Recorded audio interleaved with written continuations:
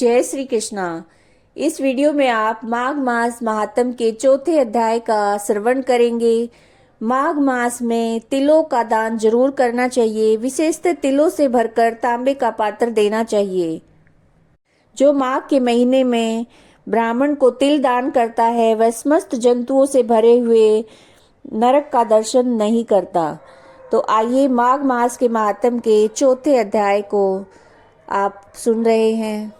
श्री वशिष्ठ जी कहने लगे, हे राजन, अब मैं माघ मास के उस महात्म की कथा कहता हूँ जो कीर्तवीर्य के पूछने पर दत्तात्रेय ने कहा था। जिस समय साक्षात विष्णु के रूप में श्री दत्तात्रेय सत्य पर्वत पर रहते थे, तब महिष्मती के राजा सहस्त्रार्जुन ने उनसे पूछा, योगियों में श्रेष्ठ दत्तात्रेय जी, मैंने सब धर्म सुने हैं, अब आप कृपा करके मुझे माघ मास में का जो महात्म है वो कहिए।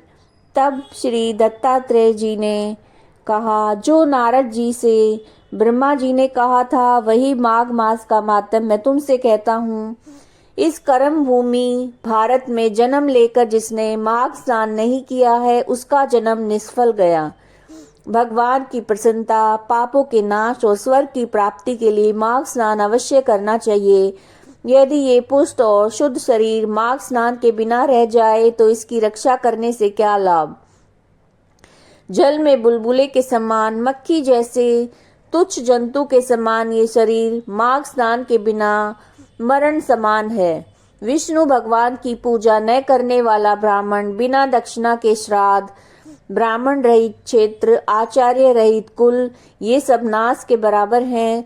गर्व से धर्म का, क्रोध से तप का और गुरुजनों की सेवा न करने से स्त्री तथा ब्रह्मचारी बिना जली अग्नि से हवन और बिना साक्षी के मुक्ति का नाश हो जाता है।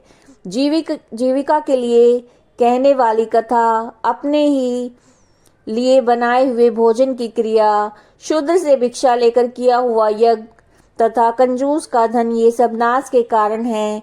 बिना अभ्यास और आलस्य वाली विद्या, असत्य वाणी, विरोध करने वाला राजा, जीविका के लिए तीर्थ यात्रा, जीविका के लिए व्रत और संदेह युक्त मंत्र का जप, व्यग्रचित होकर जप करना, वेद न जानने वाले को दान देना, संसार में नास्तिक मत ग्रहण करना, श्रद्धा के बिना धार्मिक क्रिया, ये सब व्यर्थ है। जिस तरह से दरिद्र का जीना व्यर्थ है, उसी तरह से माघ स्नान के बिना मनुष्य का जीना व्यर्थ है। ब्रह्मघाती, सोना चुराने वाला, मदिरा पीने वाला, गुरु पत्नीगामी और इन चारों की संगति करने वाला माघ स्नान से पवित्र होता है। जल कहता है कि सूर्योदय से पहले जो मुझसे स्नान करता है, मैं उसके बड़े से बड़े पापों को नष्ट करता हूँ। महापातक भी स्नान करने से भस्म हो जाते हैं। माघ मास के स्नान का जब समय आ जाता है तो सब पाप अपने नाश के भय से कांप जाते हैं। जैसे मेघों से मुक्त होकर चंद्रमा प्रकाश करता है, वैसे ही श्रेष्ठ मनुष्य माघ मास में स्नान करके प्रकाशमान होते हैं। काया वाचा मनसा से किए हुए छोटे या बड़े, नए या पुराने, सभी पाप स्नान से नष्ट हो जाते हैं। आलस्य के बिना जाने जो पाप किए हों वो भी नाश को प्राप्त होते हैं।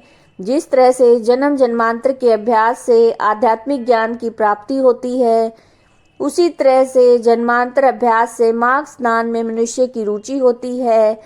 यह अपवित्रों को पवित्र करने वाला बड़ा तप और संसार रूपी कीचड़ को धोने की पवित्र वस्तु है। हे राजन, जो मनोवांछित फल देने वाला माघ स्नान नहीं करते, वो सूर्य चंद्र के समान भोगों को कैसे भोग सकते हैं। ये माघ मास के महात्म का चौथा अध्याय आप श्रवण कर रहे थे। अगर आपको वीडियोस पसंद आ रहे हैं तो लाइक कीजिए, ज़्यादा से ज़्यादा शेयर कीजिए। जय श्री कृष्णा।